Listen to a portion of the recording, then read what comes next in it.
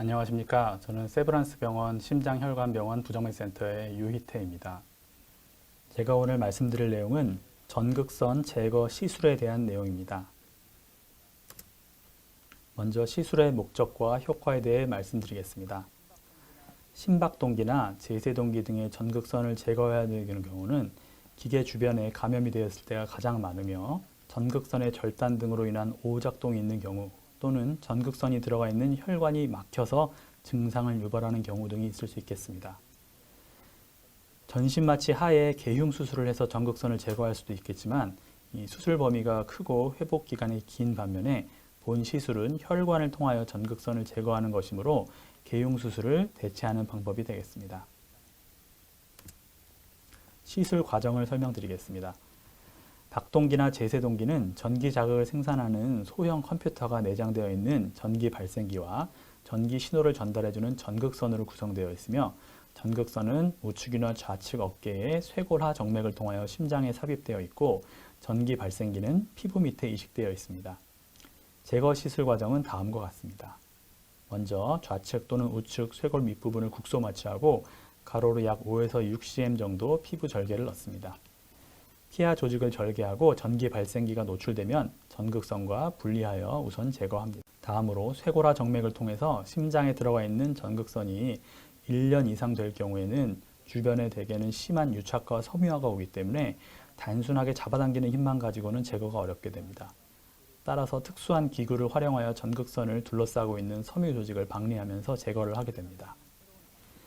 필요에 따라서 새로운 전극선이나 박동기 또는 제세동기를 삽입할 수도 있습니다.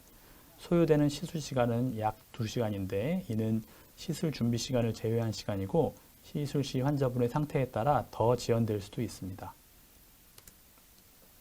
발생 가능한 합병증에 대해 설명드리겠습니다.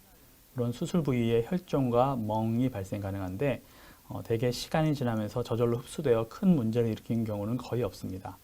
다만 천자 과정에서 동맥이 손상될 경우 출혈량이 많아서 수혈을 필요로 하거나 수술적인 치료가 필요할 수도 있습니다.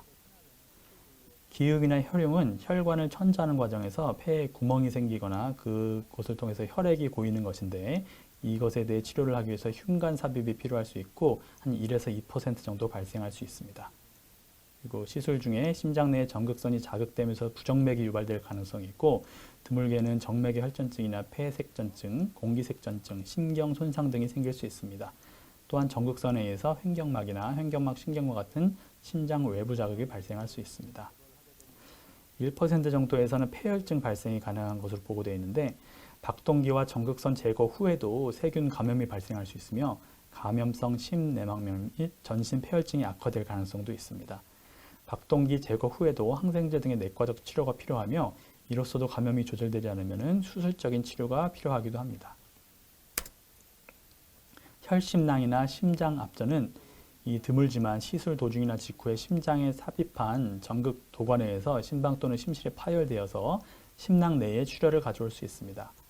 심한 경우에는 심장을 눌러서 심장의 운동을 방해할 수 있는데 이를 심장 압전이라고 하며 이 경우에는 응급으로 관을 넣어 출혈을 밖으로 빼주거나 응급 수술이 필요할 수 있고 심한 경우에는 사망에 이를 수도 있는 위험한 합병증입니다.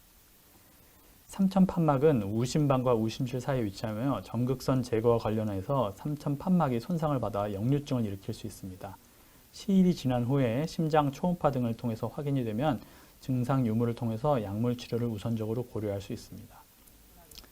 이외에 드물게 전극과 혈관, 그리고 전극과 심내막, 전극과 전극 사이에 형성된 섬유 조직이 엉겨붙어 이를 박리 시에 상대 정맥이 파열되는 경우가 있으며 이는 매우 위험한 상황으로 응급 개흉 수술을 요할 수 있습니다. 전반적인 통계를 보았을 때 주요한 합병증의 발생률은 약 5% 빈도로 보고되며 사망률은 1000명 중에 5명 정도로 알려져 있습니다. 시술 관련 주의사항에 대해 말씀드리겠습니다. 우선 검사 전 8시간 이상 금식을 하셔야 됩니다. 그리고 대부분 시술은 국소 마취 하에 이루어지므로 시술 중 통증을 느낄 수 있고 이때는 의료진에게 즉시 말씀하시기 바랍니다. 시술 후 24시간 동안은 시술 부위의 지혈을 위해서 침상 안정을 하시는 것이 좋습니다. 대부분의 경우는 시술 성공하지만 유착이 매우 심하고 오래되어서 박리가 어렵고 위험성이 높은 경우에는 기존의 전극선을 그대로 두고 새로운 전극선을 삽입할 수도 있습니다. 다만 시술 시행 도중에 환자의 상태에 따라 미리 설명하고 동의를 얻을 수 없을 정도로 긴급한 수술 방법의 변경 또는 수술 범위의 추가가 요구되는 경우에는 이에 따른 수술의 시행 후에 지체 없이 그 변경 또는 추가의 사유 그리고 수술의 시행 결과를 환자 본인 또는 대리인에게 설명드리게 됩니다. 선택할 수 있는 다른 치료 방법으로는 시술적인 방법으로 시행하기에 위험도가 매우 높을 것으로 예상되는 경우에는 개흉이나 개심 수술을 통해서 치료하는 수밖에 없습니다. 이 시술을 실시하지 않을 경우에 감염이 진행하여서 폐혈증으로 더 발전하거나 심박동기 또는 제세동기의 오작동으로 인해서 실신 또는 심한 경우에는 사망에 이를 수도 있습니다. 성공률과 시술 후 환자 관리에 대해 말씀드리겠습니다. 시술의 성공률은 환자의 상태에 따라 다르지만 통상적으로는 90% 이상으로 알려져 있습니다. 하지만 위의 성공률은 일반적인 성공률이고 임상적인 상황에 따라 차이가 있을 수 있겠습니다. 그리고 필요시 의료진과 상의하여 통증에 대한 관리를 추가적으로 받으실 수 있습니다. 경청해 주셔서 감사합니다.